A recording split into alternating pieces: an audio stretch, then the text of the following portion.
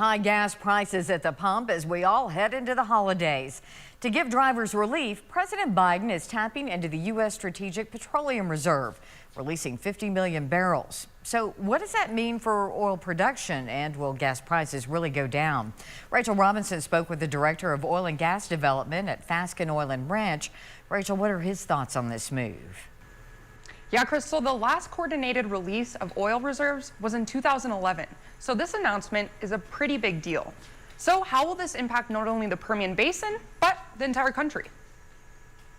Since life is becoming closer and closer to normal, people are traveling more, spending more money, and, well, using more gas. Consumption rose pretty quick.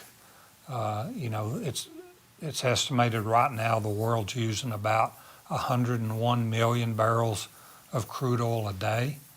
And probably at the beginning of the pandemic, we were at 97 million barrels per day. Which led to higher gas prices. And today, the president announced he will be using the U.S. oil reserves to drive those prices down.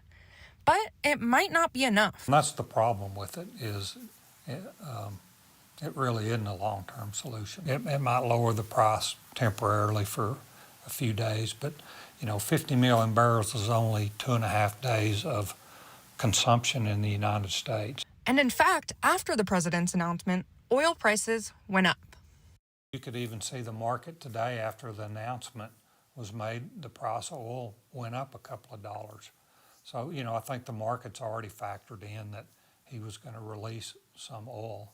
And the release of the reserves has happened before, but not for a while. It's been tried historically over the years, and you just don't see, it's just not enough. You need that much oil, quarterly for a long period of time to really affect them. And prices might temporarily go down, but it might not be a long-term solution. Come up with some policies to encourage investment in the oil and gas industry or any energy industry.